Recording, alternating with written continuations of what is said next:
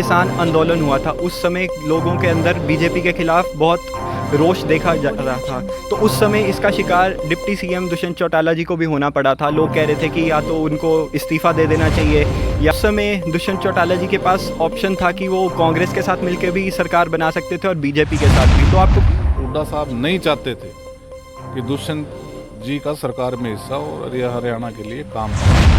तो कांग्रेस पहले ही बिखरी हुई है, सुरजेवाला जी का ग्रुप अलग से काम करता है, शैलजा जी का अलग से करता है, हुड्डा साहब की कुछ अलग ही रणनीति चलती है। सांसद जी जो हैं कुरुक्षेत्र के, उनके ऊपर भी काफ़ी लोग सवाल उठाते हैं कि वो भी यहाँ पर सही से कार्य नहीं कर रहे। तो उसके बारे में आप उनके कार्य से संतुष्ट हैं? आप जानते हैं सांसद जी? नायब सैनी जी मेरे को तो नहीं दिखते, मेरे ख्याल से विधायक जी की कठपुतली ज़रूर कह सकते हैं। नमस्कार, पैगामे हिंद में आप सभी का एक बार फिर से स्वागत है। आज हमारे साथ मौजूद हैं जननायक जनता पार्टी के विधानसभा चुनाव के पूर्व प्रत्याशी श्री योगेश शर्मा जी। नमस्कार सर। जी नमस्कार, और आपकी पूरी टीम का मैं स्वागत करूंगा और धन्यवाद करूंगा, आपने मुझे मेरी बात रखने का मौका दिया और समय निकाल के आप इसके लिए आए। जी, तो सर सबसे पहले हमारे दर्शकों को अपने बारे में कुछ बताइए। जी मेरा नाम योगेश शर्मा है और बस मुख्य रूप से हम समाज सेवा का काम करते हैं और मैं जननायक जनता पार्टी से जुड़ा हुआ हूँ। सीएम विंडो का एमिनेट पर्सन हूँ और छात्र राजनीति से निकल के हम आज इस एक्टिव पॉलिटिक्स में हैं और हमारा प्रयास है कि शहर के लिए, थानेसर हल्के के लिए जितना बेस्ट हो सके अपनी तरफ से उसमें योगदान दें। जी सर, तो सबसे पहले सर जैसे आपने छात्र पॉलिटिक्स का जिक्र किया, तो उसके बारे में बताइए कि उसका सफ़र आपका कैसा रहा है? देखिए, हमने हमारे जो मेंटर हैं और पार्टी के राष्ट्रीय अध्यक्ष हैं अजय चौटाला जी, उन्होंने 2003 में कुरुक्षेत्र यूनिवर्सिटी के अंदर इंसो का गठन किया था और तब से ही हम निरंतर रूप से इंसो के लिए, चाहे वो स्टूडेंट के हकों की लड़ाई लड़नी हो यूनिवर्सिटी के अंदर, बहुत सारे मुद्दों के लिए, ये आपको भी पता है इंसो मुख्य रूप से देश का मुख्य छात्र संगठन रहा है और आज भी निरंतर उसी तरीके से। तो लंबे समय तक हमारा इंसो के बैनर के नीचे हमने छात्र हितों के लिए काम किया। सर जेजेपी से पहले आप किसी और पार्टी के साथ जुड़े हुए थे या फिर सिर्फ छात्र पॉलिटिक्स में ही थे? नहीं, हम स्टूडेंट पॉलिटिक्स में थे, तब इनेलो होती थी और इनेलो का छात्र विंग था, आज वो जेजेपी बन चुकी, जेजेपी का छात्र विंग है। जी सर, तो सर जैसे इस समय जो हरियाणा में सरकार है वो बीजेपी और जेजेपी का अलायंस है, लेकिन इलेक्शन से पहले ऐसा कोई अलायंस नहीं था। जब बीजेपी अकेले सरकार नहीं बना पाई तब उन्होंने दुष्यंत चौटाला जी को डिप्टी सीएम बनाया और उनके साथ ये अलायंस किया। तो सर आपको क्या लगता है कि जो आने वाले चुनाव हैं उनमें भी ये अलायंस कायम रहेगा? देखिए, ये तो पार्टी हाई कमांड डिसाइड करेगी और राजनीति में भविष्य का किसी को कुछ नहीं पता होता क्या परिस्थितियां रहेंगी, परंतु आज के टाइम में गठबंधन की सरकार हरियाणा के विकास के लिए निरंतर काम कर रही है। माननीय दुष्यंत चौटाला जी जो हम मैनिफेस्टो के अंदर हम कॉमन मिनिमम प्रोग्राम के तहत जिन मुद्दों को लेके आए थे उन मुद्दों पर बखूबी काम किया जा रहा है। देखिए, कुछ चीज़ें होने में समय लगता है और ये हम भी मानते हैं कि सारी चीज़ें नहीं कर पाए, परंतु जितना हो सका, चाहे वो महिलाओं के लिए 50% आरक्षण की बात हो, जिला परिषद के इलेक्शनों में सरपंची के, और अभी बिल्कुल नया मुद्दा मैं बताऊं आपको, जो अपने ये राशन के डिपो हैं उनके अंदर महिलाओं के योगदान की बात हो, चाहे हमारी विडो हैं जो माताएं बहनें उनके लिए योगदान की बात हो, तो दुष्यंत चौटाला जी ने अग्रणी रह के उनकी लड़ाई को लड़ा और उनके हक उनको दिलवाने का काम किया। जी, तो सर जैसे अभी हम ये बात कर ही रहे हैं गठबंधन की सरकार की, तो क्या आपको ऐसा लगता है कि बीजेपी और जेजेपी की जो सोच है वो एक जैसी है, वो एक साथ मिलकर काम कर पा रहे हैं या फिर उनमें कोई मनमुटाव हो सकते हैं?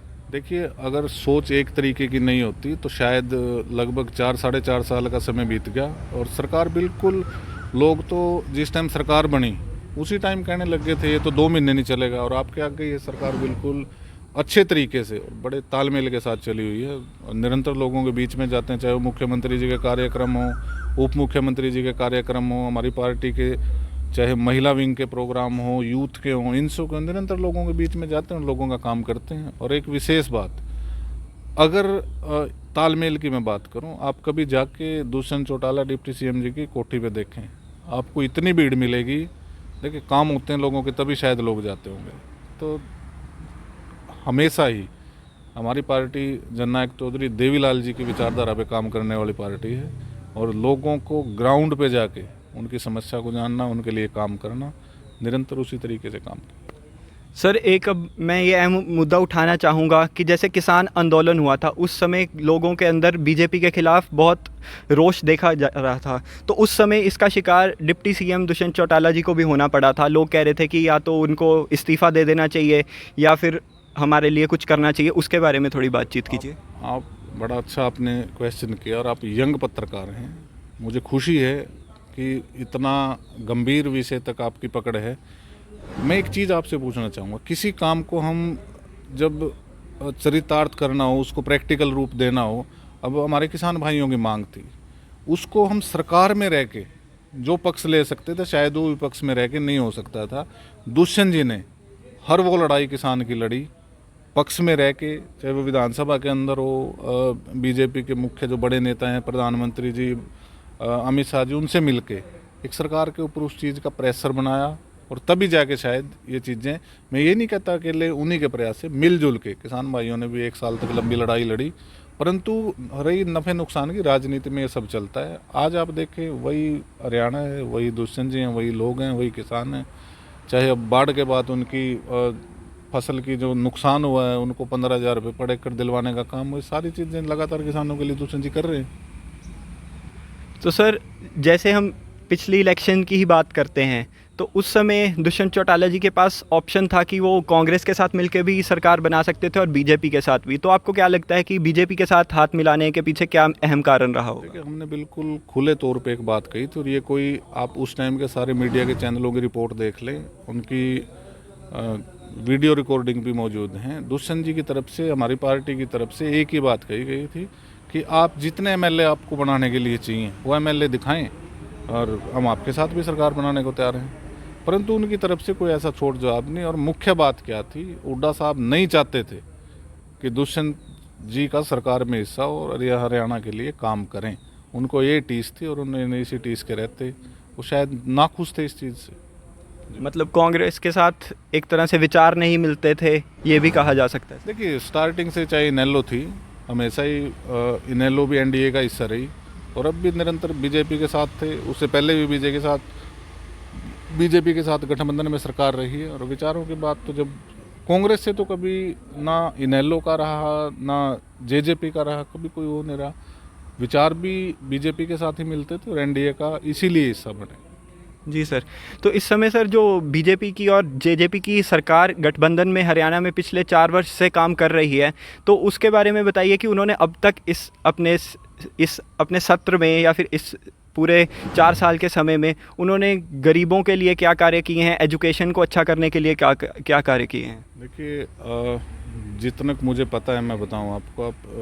मोदी जी की तरफ से आयुष्मान कार्ड लोगों के लिए बनवाए गए और आयुष्मान कार्ड एक गरीब आदमी के लिए वरदान है।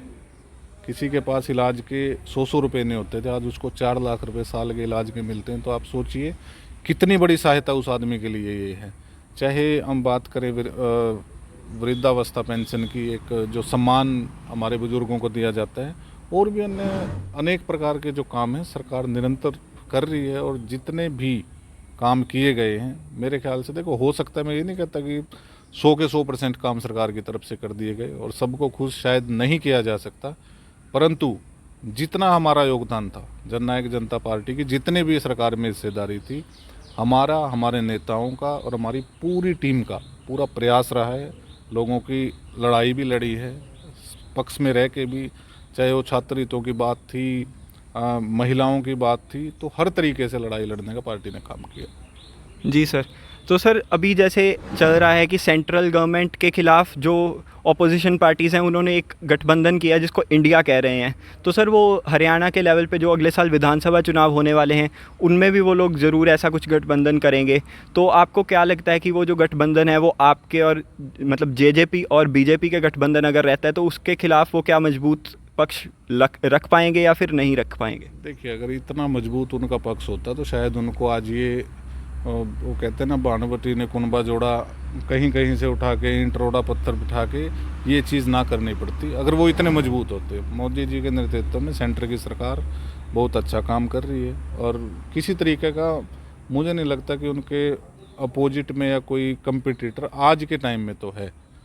और रही बात हरियाणा में उस चीज़ को करने की, हरियाणा में तो किस प्रकार से इन लोगों ने एक, चाहे वो मैं बात करूं पीछे अपना जो इनके प्रदेश अध्यक्ष थे उनके साथ भी इन्होंने मार पिटाई करके निकालने का काम करा, तो ये तो इसी मंशा के लोग हैं। और हरियाणा के तो इनको कोई लेना देना नहीं। जब सरकार में थे तब भी इन्होंने एक क्षेत्र विशेष की राजनीति करी और क्षेत्र विशेष के लोगों को ही लाभ देने का काम किया। और आप किस प्रकार से देख लें, पूरे गुड़गांव की जो हरियाणा के लिए एक बड़ा मतलब सोने की चिड़िया कह सकते हैं हम, उसको किस प्रकार से वाड्रा के हाथों बेचने का काम किया।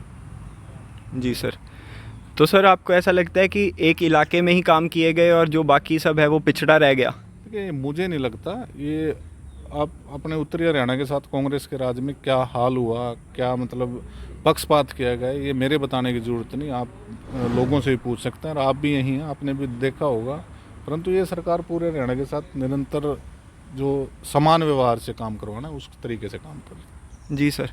तो सर अभी जैसे कुछ समय ही रह गया अगले विधानसभा चुनाव में, तो आपको क्या लगता है कि कुछ ऐसे कार्य जो इस बार सरकार नहीं पूरे कर पाई लेकिन अगली बार अगर सरकार आती है तो ये कार्य सबसे पहले किए जाएंगे, उनके बारे में बात कीजिए। देखिए मैं हमारी पार्टी का पक्ष आपके सामने रख सकता हूँ, बीजेपी का क्या रहेगा क्या नहीं रहेगा और आगे का हम नहीं बता सकते, परंतु चाहे वो अब का टेन्योर रहा और चाहे आगे का हो, हमने हमेशा जिन मुद्दों को लेके चले हैं सबसे पहले कोशिश की है कि उन मुद्दों को क्लियर किया जाए, जो लोगों को वादे करके आए हैं उन वादों को पूरा किया जाए। और आगे भी इसी प्रकार हरियाणा के अंदर एकमात्र ऐसी पार्टी जननायक जनता पार्टी है जो ग्राउंड से लेके ऊपर तक। अब मैं आपको एक एग्जांपल दूं, मैं एक अध्यापक का बेटा हूं, मुझे छात्र राजनीति से निकाल के एक्टिव राजनीति में एमएलए की टिकट दे के कुरुक्षेत्र से लड़वाने, क्या किसी अन्य पार्टी में इस प्रकार का आपको देखने को मिलेगा? ये काम सिर्फ और सिर्फ जननायक जनता पार्टी में हुआ। और आगे भी चाहे हमारे युवा साथी हैं जो भी काम करते हैं, उनके लिए अगर असलियत में किसी ने ग्राउंड पे काम करना है तो जननायक जनता पार्टी के अंदर ही भविष्य है, नहीं तो बाकी जो सब आप और हमारे जैसों को कौन आगे आने देता है। जी। तो सर अगर हम बात करें कि चौधरी देवीलाल जी की सोच पर ये पार्टी बनी है, लेकिन सर जो जेजेपी है, दुष्यंत चौटाला जी, अजय चौटाला जी इनेलो से अलग हुए, वहाँ से ये पार्टी का निर्माण हुआ। तो सर अभी बीच में कई बार ये खबरें भी उठती हैं कि दोबारा से ये दोनों इकट्ठे हो सकते हैं, तो उसके बारे में सर बताइए, आपको लगता है ऐसा कुछ हो सकता है? देखिए ये उनका पारिवारिक मामला है, परंतु इस प्रकार की कोई ऐसी बात नहीं है। अब अपने अपने रास्ते पे दोनों संगठन निकल चुके हैं और मजबूती से अपना काम कर रहे हैं। उसके बारे में तो देखो पारिवारिक है, कल को क्या हो भविष्य का हम नहीं बता सकते, परंतु आज के टाइम में कुछ ऐसी बात तो नहीं है। जी सर। तो सर अब अगर हम बात करें अपने ज़िले की, तो सर यहाँ पर आपको क्या लगता है, जैसे हमने कई बार देखा भी है कि चाहे यहाँ पर बीजेपी के ही विधायक हैं लेकिन फिर भी आपको उनका विरोध करते हुए या फिर उनको सत्य का आईना दिखाते हुए हमने आपको देखा है। तो उसमें सर हम थोड़े दिन पहले की ही अगर चर्चा करें, आप उनके घर के बाहर पहुँचे थे कूड़े से भरी ट्राली लेकर, तो सर बताइए कि अगर आप ऐसा करते हैं तो आपके अंदर इतना साहस कहाँ से आता है कि आप इतना सच बोलें? देखिए अब हमारे छोटे भाई हैं और मेरे ख्याल से अभी आप स्टूडेंट हैं, तो स्टूडेंट पॉलिटिक्स में रह के हमने हमेशा एक ही चीज़ सीखी, चाहे आप पक्ष में हैं चाहे विपक्ष में हैं, चाहे वो छात्र हितों की बात थी और चाहे आज लोगों के हकों की बात है, किस प्रकार से। देखिए मेरा कटाक्ष ना किसी पार्टी पे है और ना किसी संगठन पे है, मेरा कटाक्ष हमारे विधायक जी के ऊपर है। किस प्रकार विधायक जी ने कुरुक्षेत्र को अपनी बापोती समझ लिया। और बड़ी मैं दो चार चीज़ें आपको बताऊंगा, चाहे वो कूड़ा उठाने का टेंडर है वो इनके पास, और आपको कमाल की बात मैं एक बताऊं, इस शहर के अंदर जो कूड़ा उठाने का टेंडर है आज तक किसी के नाम नहीं है, बिल्कुल फर्जी तरीके से चला हुआ है। युवा होने के नाते और ईमानदारी से अपना काम हम करते हैं, पक्ष में हैं बिल्कुल है, परंतु लोग इस चीज़ को अप्रिशिएट करते हैं कि लोगों को हम सच्चाई बताते हैं कि इन लोगों की मंशा क्या है। अब मेरे तो घर से शायद वो कूड़े का ढेर 2-3 किलोमीटर था, परंतु विधायक जी के घर से मेरे ख्याल से आधा किलोमीटर भी नहीं था। शर्म तो उनको आनी चाहिए कि किस प्रकार शहर के बीचों बीच वहाँ से 10 कदम पे बस स्टैंड है, 10 कदम पे कोर्ट परिसर है, उसके सामने रतगल की आबादी है और हज़ारों छात्र वहाँ पे आइल्स की पीटी की कोचिंग लेते हैं। किस प्रकार से आप लोगों के बच्चों के स्वास्थ्य के साथ खिलवाड़ कर रहे हैं, तो उन लोगों को आईना दिखाना बड़ा ज़रूरी है। और रही बात राजनीति की, इस शहर का नागरिक होने के नाते यहाँ पे हमने कर्म किया है, जन्म लिया है, यहाँ का नागरिक होने के नाते हमारा फ़र्ज भी है कि हम शहर के लोगों की आवाज़ को उठाएं। अब किसी को कोई डर होगा, आप हिम्मत की बात कर रहे हैं, हिम्मत तो ये लोगों की दी हुई है, आप भाइयों की दी हुई है। देखते हैं, करते हैं, लोग अप्रिशिएट करते हैं तो हमें भी हौसला मिलता है और हम भी इनको इनकी औकात बताते हैं कि किस प्रकार से, चाहे मैं नगर परिषद की बात करूँ, इन्होंने 20 साल में किस प्रकार से लोगों को त्राहिमाम करवा के छोड़ दिया।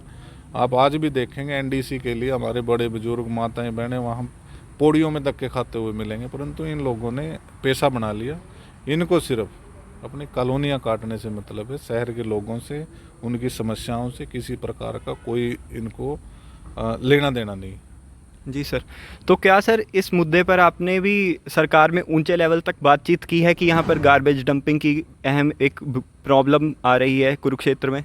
बिल्कुल, मैंने एक प्रेस कॉन्फ्रेंस के माध्यम से इस चीज़ का खुलासा भी किया था और विद तथ्यों के साथ वो चीज़ हमने लोगों को दिखाई थी, आप मीडिया के साथियों के माध्यम से, और मुख्यमंत्री जी को और संबंधित विभाग को लेटर लिख के इसके बारे में जानकारी दे चुके हैं। देखिए, जितना मेरे हाथ का है मैं उतना कर सकता हूँ, आगे तो संज्ञान में जिनके अधिकारियों को हमने देना था दे दिया, आगे तो कार्रवाई वो करेंगे नहीं करेंगे वो उनका पक्ष है। परंतु मैं एक चीज़ बड़े मजबूती से कह सकता हूँ, कुरुक्षेत्र के साथ हमारे यहाँ के विधायक जी बिल्कुल ऐसा व्यवहार कर रहे हैं जैसे उन्होंने इसको खरीदा हो और अपने पैसे पूरे करने के लिए लगे हुए हैं। जी, तो सर ये तो विधायक जी की बात है। अब सांसद जी जो हैं कुरुक्षेत्र के, उनके ऊपर भी काफ़ी लोग सवाल उठाते हैं कि वो भी यहाँ पर सही से कार्य नहीं कर रहे, तो उसके बारे में आप उनके कार्य से संतुष्ट हैं? आप जानते हैं सांसद जी को? नायब सैनी जी मेरे को तो नहीं दिखते, मेरे ख्याल से विधायक जी की कठपुतली ज़रूर कह सकते हैं। कभी आपको, मेरे ख्याल से पूरे इंडिया के अंदर पहले ऐसे सांसद होंगे जो किसी एमएलए की उंगली के सहारे से चलते हैं।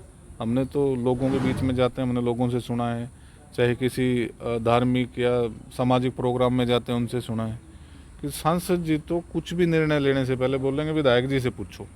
तो आप के मतलब कितनी शर्म की बात है कि इस प्रकार के लोगों को हमने कहीं बाहर से ला के यहाँ बैठा दिया। और लोगों का मतलब एक सांसद को होता है, सांसद उनसे पहले भी रहे हैं, उन्होंने काम भी किए। देखो, जिंदल जी रहे और उनके काम किए हुए, चाहे वो हमारे विपक्ष के थे, परंतु उनके काम आज भी दिखते हैं, लोग उस समय को याद करते हैं। परंतु इन लोगों ने तो इस सांसद की जो पद की गरिमा है उसको भी कहीं ना कहीं बेचने का काम किया। जी सर, तो सर अभी जैसे आपने ये बोला कि सांसद जी दिख नहीं रहे हैं, विधायक जी ने भी इस शहर के लिए जो कार्य किए हैं वो मतलब एक बेंचमार्क जो सेट होता है उस तक नहीं पहुंच पाए हैं, तो सर क्या आपको लगता है कि फ्यूचर में अगर आप इलेक्शन में कंटेस्ट करते हैं और आप जीत पाते हैं तो आप किस तरह से इन सारे मुद्दों को हल करेंगे, उसके बारे में थोड़ा अपना विजन रखिए सर। देखिए, सबसे बड़ी बात क्या है, जीत हार तो एक भविष्य के गर्भ में है और लोगों ने निर्धारित करना है। परंतु जिस प्रकार से लोगों को आज दिक्कतों का सामना करना पड़ता है, और दिक्कत भी क्या है, मूलभूत सुविधाएं, बारिश के टाइम में किस प्रकार से लोगों के घरों में पानी घुसता है, और चाहे कोई आधार कार्ड के लिए, राशन कार्ड के लिए, आयुष्मान कार्ड के लिए, सारी सुविधाएं ऊपर से पूरी आती हैं। चाहे वो कच्चे मकानों की आवंटन की बात हो, ऊपर से सारा कुछ आता है। परंतु यहाँ आके कहीं ना कहीं उस बंदरबांट में शहर के विकास कार्यों की बात कर लो, कोई गली नाली कुछ भी बनने का काम हो, चंद लोगों ने, विधायक के चुनिंदा ठेकेदार हैं, वही ठेकेदार गलियाँ बनाएंगे। और आप खुद शहर में रहते हैं, किस प्रकार से लोग परेशान होते हैं, मेरे ख्याल से मेरे से ज़्यादा अच्छे से आपको इस चीज़ का पता है। और ये सारे काम अगर मान लो हमें मौका मिलता है, मैं तो पहले भी एक चीज़ बड़े खुले तौर पे कहता हूँ, जिस दिन हमें इस चीज़ का मौका मिला, विधायक जी भी याद रखेंगे और भ्रष्ट अधिकारी कुरुक्षेत्र की तरफ देखते हुए भी हिचकिचाया करेंगे, उनकी कलम कांपेगी कि हम शहर के अंदर जाएंगे। जी सर, तो सर कल हमारी आम आदमी पार्टी के एक यहाँ से जो जिला अध्यक्ष हैं उनसे बातचीत हो रही थी, तो उन्होंने सर ये एक लाइन बोली थी कि जो इस समय हरियाणा की सरकार है, उनके जो विधायक हैं उनके मुंह पे आम जनता थप्पड़ मार रही है, ये उनके शब्द थे। तो सर ये ऐसे कुछ वाक़े अभी बाढ़ के समय में हुए भी हैं, तो उनके बारे में बताइए कि उसके पीछे आपको क्या लगता है कि लोगों के मन की क्या, एक तरह से कह सकते हैं लोगों के मन में क्या रहा होगा कि ऐसा कुछ हुआ? देखिए, बाढ़ के टाइम में लोगों ने सारी राजनीति से ऊपर उठ के काम किया है, और मैं ऐसी किसी बात पे किसके मुंह पे थप्पड़ लगना है किसके नहीं, वो अपने कर्मों की बात है, जो जैसी करेगा वैसी भरेगा। हाँ, विधायक ने जरूर बहुत गलत काम किए हुए हैं और मुझे तो बड़ी खुशी है। आज से पहले ये लोग कभी कहने से भी नहीं बोलते थे, परंतु हमारे प्रयास से शायद इनकी इतनी हिम्मत तो होगी, आम आदमी पार्टी वाले हमारे साथियों की, कि इनको बोलने के लिए पता लग गया। और मुझे तो देखते हैं हम, शायद ये साथी अपना कॉलोनाइजर हैं, कोई कॉलोनी काटते हैं, शायद ये अपने नुकसान से डरते होंगे, परंतु मुझे बड़े खुशी की बात है कि वो लोग आगे आके और जो सच है, सच को सच कहने में नहीं हिचकिचा रहे। इसी प्रकार सभी को आगे आना पड़ेगा और ये लड़ाई अकेले ना योगेश की है, ना उन आम आदमी पार्टी के वाले भाइयों की है, ना आपकी है, ये तो पूरे कुरुक्षेत्र की लड़ाई है। जिस प्रकार से विश्व के मानचित्र पे हमें धर्मनगरी के रूप में जाना जाता है, आप शहर में देखें, मैं आपको एक बड़ा अचंभा करने वाली रिपोर्ट बताऊंगा। पीछे मैंने किसी नोटिस कोई वो पढ़ी थी, कोई खबर थी कि कुरुक्षेत्र देह व्यापार में पूरे नॉर्थ इंडिया में बड़े टॉप पे है। तो कितने शर्म की बात है। एक तो हम बात करते हैं भगवान कृष्ण ने कुरुक्षेत्र के अंदर गीता को उपदेश दिया था, हम इसको धर्मनगरी को विश्व के सांस्कृतिक मानचित्र पे चमकाना चाहते हैं। शहर के होटलों में कुरुक्षेत्र ड्राई एरिया है, ड्राई एरिया होने के बाद भी मांस मिट्टी की बिक्री नहीं हो सकती। इनके संरक्षण में शहर के होटलों में किस प्रकार से मांस मिट्टी परोसा जाता है सरेआम। तो ये बड़े शर्म की बात है, कई लोगों को ये चीज़ नहीं दिखती और अगर हम ये चीज़ कहते हैं तो हम इनको बुरे दिखते हैं, परंतु ये सच्चाई है, सबको दिखती है। और इसका कहीं ना कहीं खौमियाजा हमारे कुरुक्षेत्र के लोगों को, और कुरुक्षेत्र का जो इतिहास रहा है उस इतिहास के ऊपर ये कि कलंक है। कितने महान व्यक्तित्व कुरुक्षेत्र के या अपने महाभारत के रहे हैं, जिनसे हमें प्रेरणा लेनी चाहिए। और जगह जगह चाहे चौक हों, चौराहे हों, उन पर उनकी मूर्तियाँ लगनी चाहिए, उनके उपदेश उनके ऊपर लगने चाहिए। परंतु यहाँ तो व्यापारियों के, राड़तियों के चौक बना रखे हैं, छोटी छोटी संस्थाओं को चौक बेच दिए, सड़कों पे नाम रख दिए। तो इस प्रकार से आपकी मंशा का पता लगता है कि किस प्रकार से आप काम कर रहे हैं और किस मंशा के साथ आप काम कर रहे हैं। सर, शहर के अंदर जो क्राइम पिछले कुछ समय में बढ़ा है और जो सड़कों की खस्ता हालत है, उसके बारे में भी लोग कह रहे हैं कि सरकार कुछ सही से नहीं कर रही है। देखिए, जब शहर के मालिक ख़राब हो जाए ना, मालिक की नीयत ख़राब हो, तब ऐसा ही कुछ होता है। मुझे तो किसी साथी के थ्रू माध्यम से सुनने को मिला था, कोई हमारा व्यापारी भाई विधायक जी के पास जाता है कि जी मेरे को गन का लाइसेंस बनवा दो, ऐसे ऐसे खतरा है। तो विधायक जी के सुपुत्र कहते हैं 5,000 रुपये में यूपी से कट्टा आ जाता है। तो कितने शर्म की बात है, किस प्रकार से सुरक्षा दे देंगे लोगों को। और मैं इस चीज़ की निंदा भी करता हूँ और निवेदन भी करता हूँ, चाहे वो मेरे इस काम को करने वाले भाई हों, कि आप अच्छा रास्ता चुनें, ठीक से काम करें, समाज हित में काम करें। कोई काम कर रहा है उसको शांति से काम करने दें, ये चीज़ गलत है। परंतु प्रशासनिक तौर पे और राजनीतिक तौर पे जो लोग कुर्सी पे बैठे हैं, जो लोगों की ड्यूटी बनती है, मुख्य ड्यूटी उनकी बनती है कि इन चीज़ों को संवारा जाए और प्रशासन को उस चीज़ के लिए अलर्ट किया जाए। जी सर। तो सर, हमारे इस चैनल के माध्यम से, इस शो के इंटरव्यू के माध्यम से हमारे शहर के विधायक जी से आप जो 3 मुख्य सवाल पूछना चाहेंगे सर? देखिए, मेरे तो शायद सवालों की लिस्ट बड़ी लंबी है, मैं 3 में तो उन सवालों को नहीं समेट सकता, परंतु मेरा तो उनसे, आप जिस प्रकार से कह रहे हैं मुझे याद आते जाएंगे, मैं पूछ लूँगा।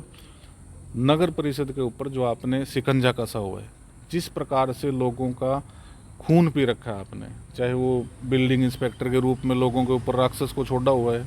आप एक दुकान बनाना शुरू करते हैं, सुबह तक आपके पास स्कूटी पे, मोटरसाइकिल पे, गाड़ी में एक व्यक्ति आएगा जो आपसे सीधे सीधे पैसे की मांग करेगा। तो किस प्रकार के लोग आपने छोड़ रखे हैं। और ये सारा भ्रष्टाचार का अड्डा नगर परिषद है। तो नगर परिषद को आप कुरुक्षेत्र के भलाई के लिए यूज करें, ना कि लोगों का खून पीने के लिए। कूड़े के ढेर किस प्रकार से बदले हुए हैं। तो सबसे मेरी मुख्य मांग, तीसरी मांग विधायक जी से ये है, 2, 4, 6 महीने बाद आप खाली बैठे हुए घर फिर काट लेना, एक कॉलोनी जोन सी काटनी है। कॉलोनियाँ काटने का आपका चलता रहेगा, बड़े रसूखदार हैं आप लोग। शहर के कचरे का समाधान करें।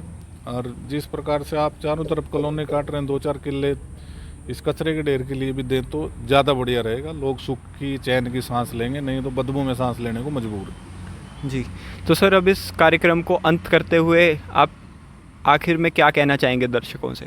देखिए, मैं आपको और आपकी पूरी टीम को भी अप्रिशिएट करूंगा कि आप शहर के मुद्दों के लिए गंभीर हैं और पत्रकारिता से हटके भी, और हमें राजनीति से हटके भी, शहर का निवासी होने के नाते इन चीज़ों को मुख्य रूप से आगे लेके आना चाहिए। मैं आपके उज्ज्वल भविष्य की भी कामना करता हूँ और हमारे शहर के निवासियों से भी एक निवेदन और प्रार्थना करता हूँ, इस प्रकार की मंशा से जो लोग काम कर रहे हैं, अब समय है किसी भी लालच या बहकावे में ना आकर इनको इनकी असलियत बताएं और किस प्रकार से इन लोगों ने, एक भाई है, एक छोटा भाई है, एक बड़ा भाई है, सिर्फ और सिर्फ दो लोगों के बीच में हमारा जो भविष्य है, चाहे वो युवाओं का भविष्य हो, चाहे शहर का भविष्य हो, लटका हुआ है। इन लोगों ने उसको सिर्फ अपनी बापोती समझ ली कि ये तो हमारी है।